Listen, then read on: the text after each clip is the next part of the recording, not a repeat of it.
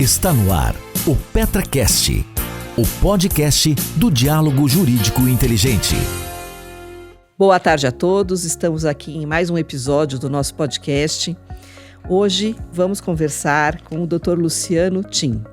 O Luciano é professor da Fundação Getúlio Vargas e é ex-secretário nacional de Defesa do Consumidor, ligado ao Ministério da Justiça. E o Tim vai trazer aqui para a gente esclarecimentos sobre o relacionamento das grandes empresas com órgãos reguladores e outros assuntos. Ô Tim, queria começar te agradecendo a presença. Eu sei da dificuldade que deve ser encaixar na agenda um outro compromisso, mas quem escuta o nosso podcast, e certamente eu, ficaremos muito felizes em ouvir você. Seja muito bem-vindo ao nosso podcast. Obrigado pelo convite. É um prazer estar aqui com os teus ouvintes. Eu queria começar te perguntando o seguinte, né? Eu trabalho no setor de seguros, meu escritório é especializado nessa área, e assim como o setor de seguros, muita gente não sabe, mas muitos outros setores de prestação de serviço, eles têm órgãos que regulam essa relação. A energia elétrica, o telefone, mesmo as grandes concorrências, enfim, o nosso sistema jurídico, ele possui uma regulamentação presente e intensa das atividades econômicas do nosso país. Você pode explicar para a gente qual é a diferença do nosso sistema de controle e regras em relação àqueles que a gente conhece como autorregulados? Muito bem. A ideia de regulação começa basicamente nos Estados Unidos, no final do século XIX, com a concentração econômica e o surgimento do Sherman Act, que é a lei deles de defesa da concorrência, né, o FTC dos Estados Unidos, que é o nosso CAD, mas se intensifica na década de 40 nos Estados Unidos, em razão da crise de 29. E nós importamos naquela época que foi criada a CVM deles, né, a SEC, Security Exchange Commission, a regulação securitária, enfim, começou todo a ideia de regulação, que é uma ideia de intervenção do Estado na economia, mas para corrigir falhas de mercado. Se percebeu que o mercado ainda é a forma mais eficiente economicamente de trazer riqueza e satisfazer as necessidades, mas que, por vezes, há falhas de mercado e que exigem, então, uma atividade corretiva do Estado, não substitutiva. Porque no Brasil o pessoal vai muito além disso. E aí, durante a ditadura militar, foi feito todo um reaparelhamento institucional, se criou a CVM, se criou a SUSEP, se criou uma série de outros órgãos reguladores, e desde então a gente vem criando agências reguladoras. O ápice foi nas privatizações, né? Ali do Fernando Henrique, nos anos 2000. Então nós temos aí mais de 15 agências reguladoras, né? Nessa área securitária, a SUSEP, que é da década de 60, e a ANS, que é, acho que, da década de 90. Muito bem, a ideia justamente da regulação é corrigir essas falhas de mercado, assimetria de informações, assimetria de poder econômico, enfim, mas o que se percebeu nos últimos 15, 20 anos é que se o mercado tem falhas, o governo também tem falhas quando tenta regular. Então é como Chicago chama as falhas de governo. E aí no governo Reagan, nos Estados Unidos, se adotou mais essa teoria de Chicago, né? E se foi corrigindo os excessos da regulação e culmina hoje com essa ideia de autorregulação, ou seja, e corregulação. Então, em vez do Estado entrar regulando, e às vezes o Estado regula sem entender, porque tem falha, não sabe o que está fazendo, né? Eu brinco que seria um elefante numa loja de cristais tentando se mexer, né? O governo. Então, acaba se movendo muito errado, criando custo de transação, criando barreiras à entrada e dificulta o ambiente de negócio. Então, a ideia é evitar o abuso regulatório. Então, se começa a regulação, quando tem que regular, e a Lei de Liberdade Econômica deixa isso claro, primeira pergunta sempre é se tem que regular.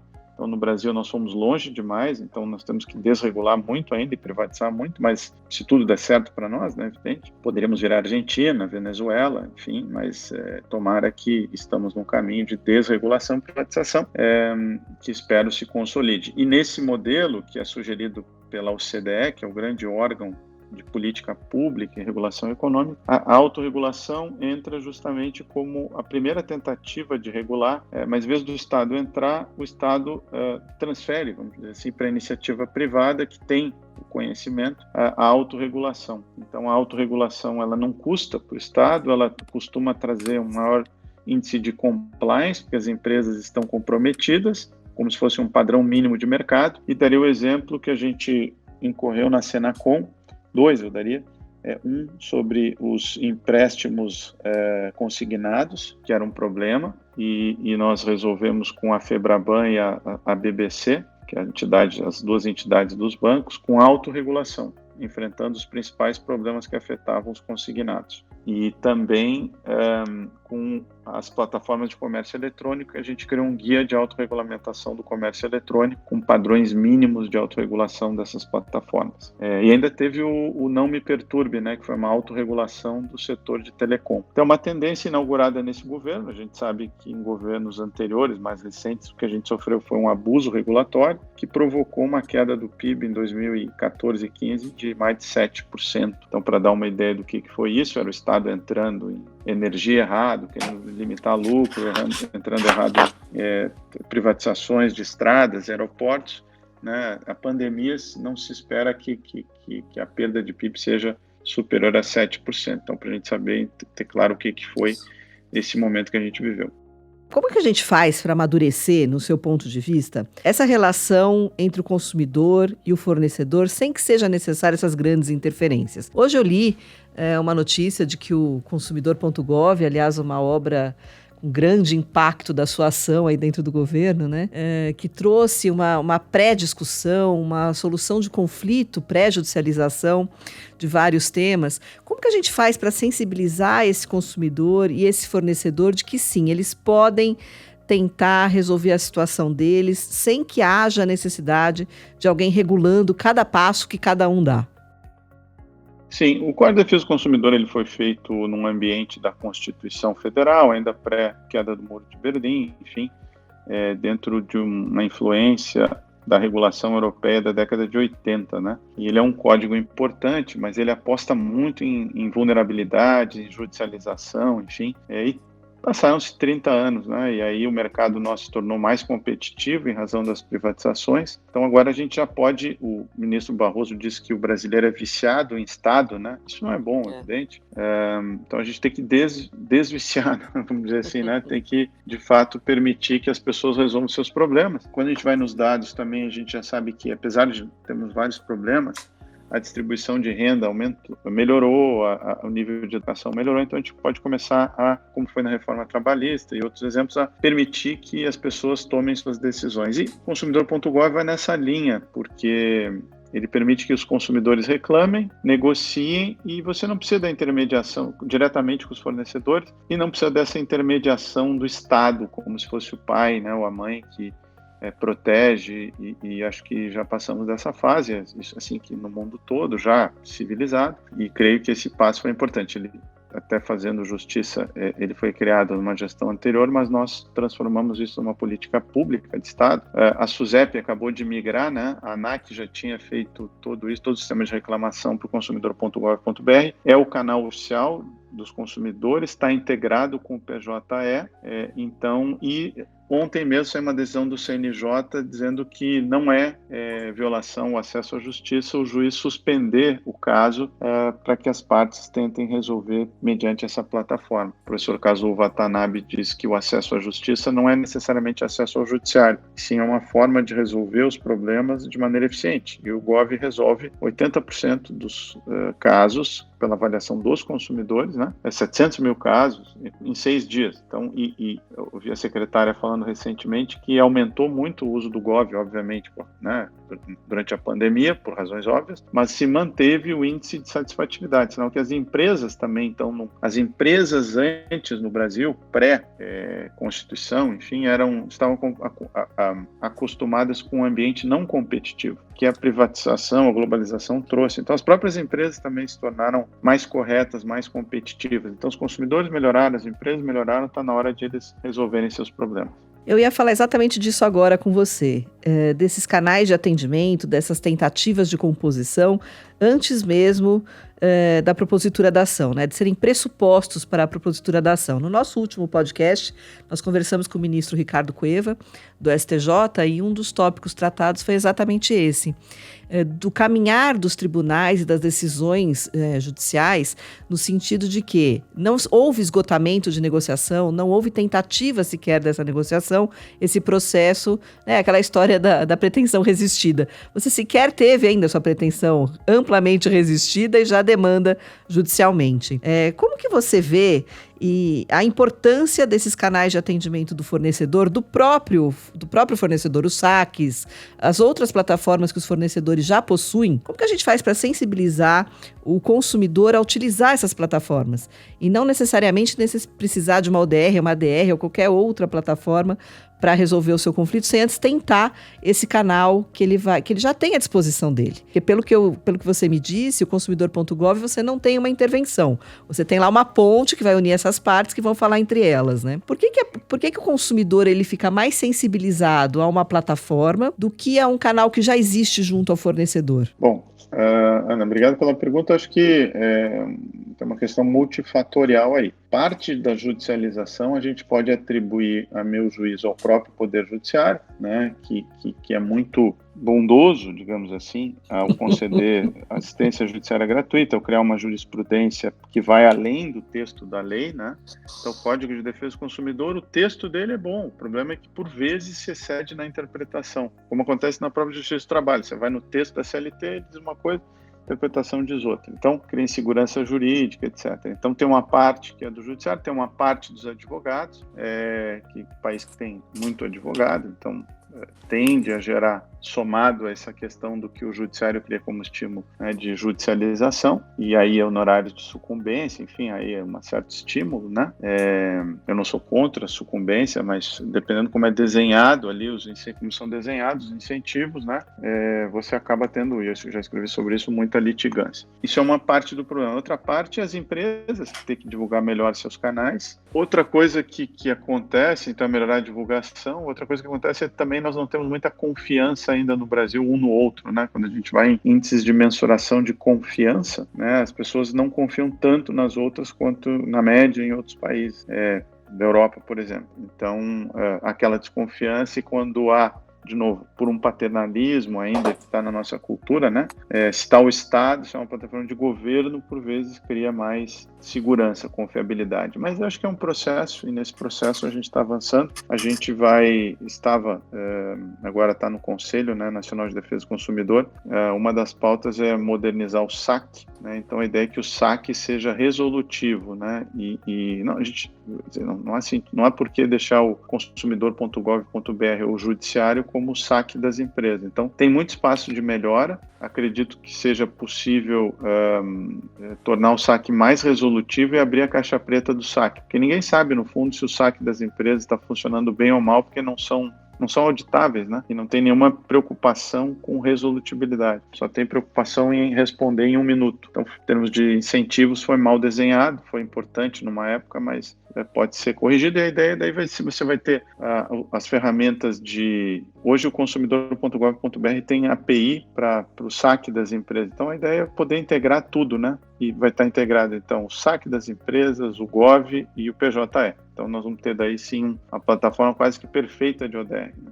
E isso sem custo para quem está utilizando? As duas partes não tem custo nenhum com essa plataforma? Não tem custo. No saque das empresas vai ser um custo que se aloca para as empresas, né? Essa maior efetividade dos saques, claro, é parte do negócio, parte do risco do negócio. Mas o Gov não. O Gov não tem custo. E acho que, assim, futuramente o judiciário vai ter que ter custo para quem usar, né? Senão a gente gera estímulo para litigância, frívola, inclusive. Você acha que essas alterações que nós tivemos com a pandemia, o teletrabalho, ao acesso a juízes, a despachos por vias remotas, audiência por WhatsApp, Teams, Zoom, nem sei listar aí todas as plataformas que existem hoje para que as pessoas pudessem aí se comunicar e até poder judicializar os seus conflitos. Você acredita que essa experiência que as pessoas tiveram mais de perto com essas ferramentas eletrônicas, né, essas ferramentas de inteligência artificial, vai facilitar essas plataformas de negociação por ODRs e ADRs ou não? Olha, A percepção hoje é de que a pandemia apesar de tudo que ela trouxe de negativo, ela acelerou a revolução 4.0, né? Aquela digital, né? Então as pessoas, nada como para o ser humano a necessidade, né? A necessidade gera um estímulo para tudo. Então, assim como as pessoas passaram a consumir mais pela internet por necessidade, também passaram a se reunir mais, assistir aula. Eu estou dando aula pela internet, esse podcast aí é um exemplo disso. As pessoas se habituaram mais e, nesse sentido, vão usar mais ferramentas online. Eu lembro que, quando eu ainda estava no governo, tive uma reunião com o pessoal da Associação Brasileira de Lotex, e aí conheci alguns projetos, e eu achava, vindo da área de arbitragem e mediação, que a presença do mediador física ajudava. E quando você vai nos dados, né, você vê que a mediação online funciona, às vezes, com mais efetividade do que a própria presença física. A pessoa negocia em casa, não precisa se deslocar. Então, o número de acordos, não adianta a gente discutir dado, né? Dado é dado. Então, eu fiquei surpreso com o índice de resolutibilidade. E a pandemia acelerou ainda mais e creio que seja um caminho sem volta. Esses números que você fala de assertividade, a gente tem um volume que é considerável? Você tem acesso ainda a esses dados, ou de quando você saiu? Qual que era essa movimentação de mediação feita? De mediação feita pelo consumidor.gov? Do Gov, foram 700 mil atendimentos em 2019, com 80% de resolutibilidade. Isso está lá no site, e a média é de 6 dias. E essa média vem sendo constantemente mantida ao longo do tempo, e inclusive, a tendência sempre é de aumentar, tem uma escalabilidade, né? O número de atendimentos. Então, o que é interessante é que se mantém a média de satisfação, mesmo aumentando o número de reclamações ou de atendimentos. Então, isso é algo positivo. E os dados da mediação online que eu acompanhei se aproximam disso. 80%, enfim, isso é um número grande. É resultado na veia, né? Com certeza. Economia para o país, né, Luciano? Você é um apaixonado pelo direito e pela economia, deve te encantar mais ainda quando você vê soluções que vão incentivar o aporte financeiro, empresas que vão se ver animadas a investir num país onde você tem uma parte que resolve conflitos de uma maneira mais ágil, menos custosa, menos burocrática. Enfim, eu acho que isso é um atrativo para investimento, porque você tem o custo Brasil, né, que todo mundo acaba colocando de uma maneira aí pesada nos negócios, dentro das planilhas, tem um impacto efetivo na formalização de um negócio dentro do Brasil. Então, eu acredito que todas essas ferramentas sejam para o investidor, principalmente o externo, um alento, né? Talvez ele veja aí uma possibilidade de que vale a pena investir no país, porque esse custo que a gente vê, que a gente sabe que existe, talvez com o tempo aí ele vá regredir. Você acredita que isso seja uma ferramenta de incentivo para esse investidor?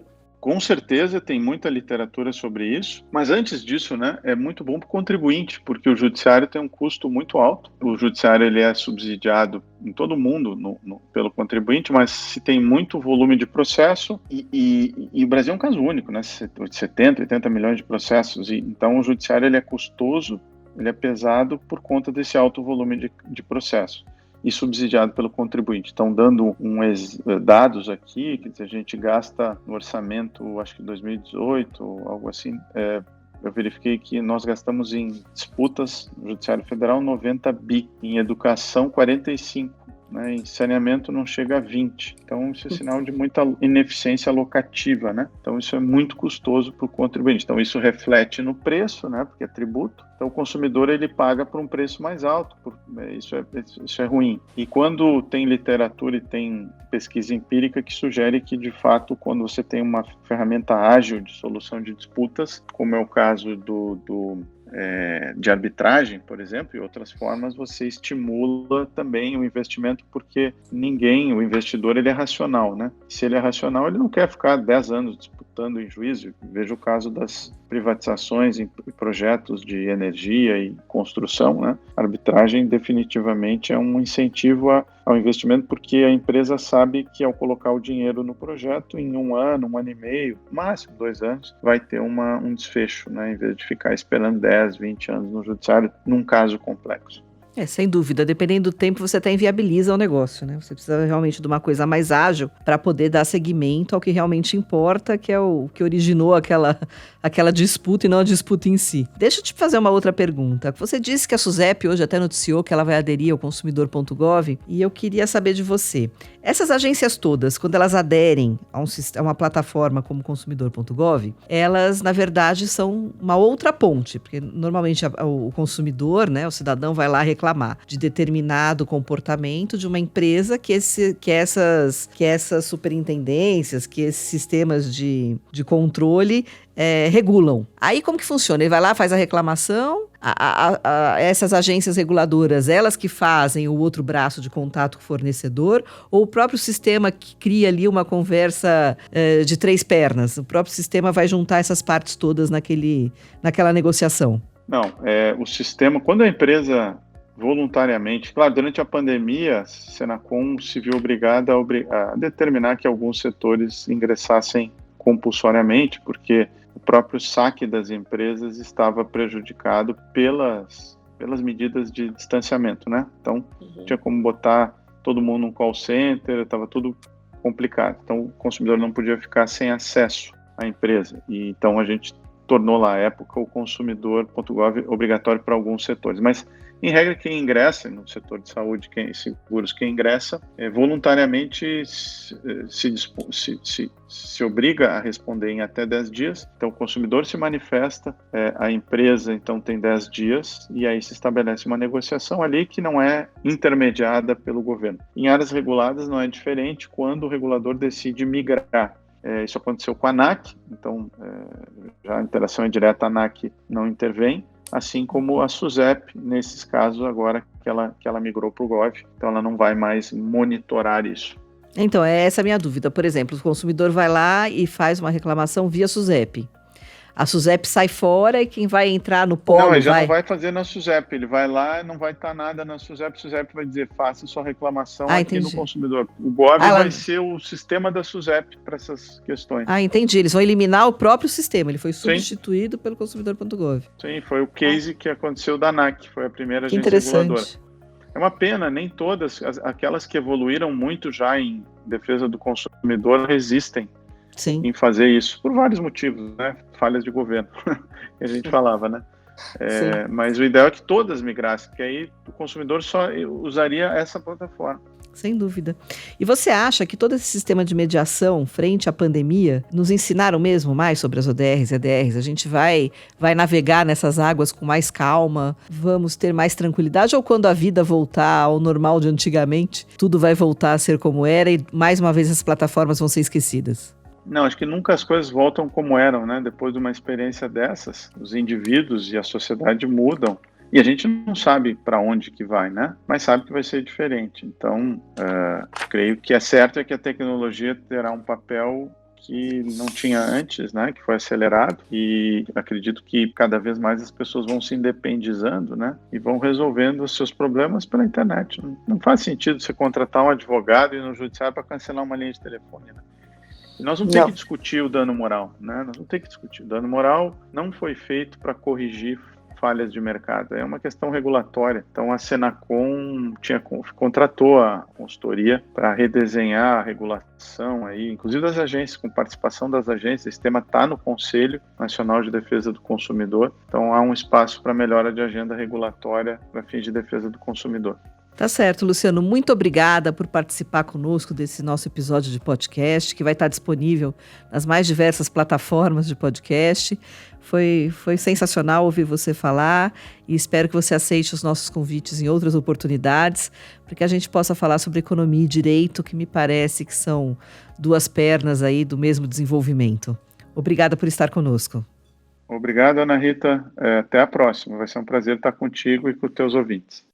Esse foi o PetraCast, o podcast do diálogo jurídico e inteligente. Até o próximo episódio com mais insights, atualidades e percepções do ecossistema jurídico nacional e mundial.